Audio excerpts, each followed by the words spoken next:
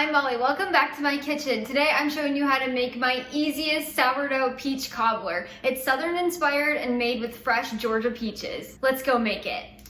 To get started, we will preheat the oven to 375 degrees as well as butter a round 1.5 quart baking dish. First, we're going to take 4 peaches and we will slice them into strips and then cut them in half to make cubes. This doesn't have to be anything crazy or perfect, it's just a rough chop just so that they're small pieces for the cobbler.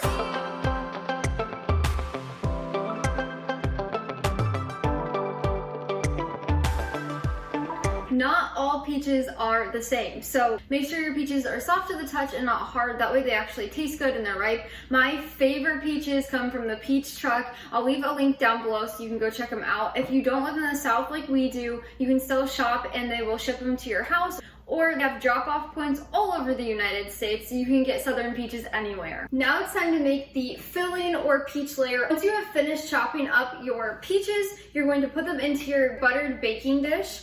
Now this should be about 3 to 4 cups of peaches. I like to dice them into chunks. You can do whatever you like.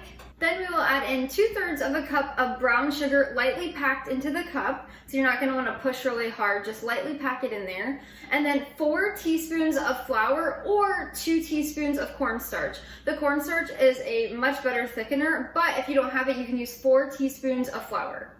Once we have the peaches, the cornstarch or flour, and the brown sugar in here, you're just gonna mix it together.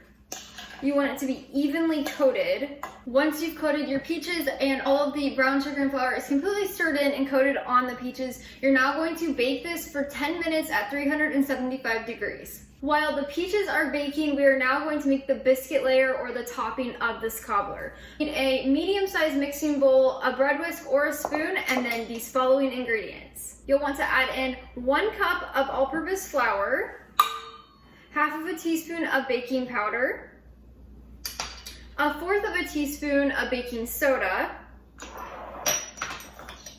1/4 teaspoon of salt, 1/2 teaspoon of ground cinnamon, 2 tablespoons of brown sugar. That is it for the dry ingredients. So you will now stir these all together to combine. Once you're done stirring your dry ingredients, you will need 2 tablespoons of cold butter. You will want cold stick butter for this. And then there's 2 ways you can do this. You can either use a cheese grater, put it over here and grate your butter in, or you can cut this into really small chunks and use a fork to make it pea-sized into your flour mixture. Up to you. The grater option is much quicker. You will just stir that in if you use the grater method. Now for the wet ingredients, you will add in 1/4 cup of sourdough starter. This can be fed starter or discard, up to you.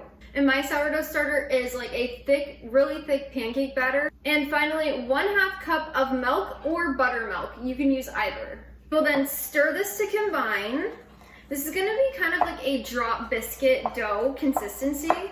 Once you've stirred this together, you will realize it's a very wet biscuit dough. That is what you want. By this time, your peaches should be done and out of the oven. You will then want to stir them around. You'll see some liquid on the bottom. That is normal. And make sure they are an even layer across your bowl. Then we are going to use our biscuit mixture we just made. And have the easiest way to do this. You're just going to grab pinches of your wet biscuit dough and drop it on top of the peaches. When you finish putting your topping on, you will then put it in the oven to bake for about 35 to 40 minutes until the top is golden brown and the peaches are bubbling.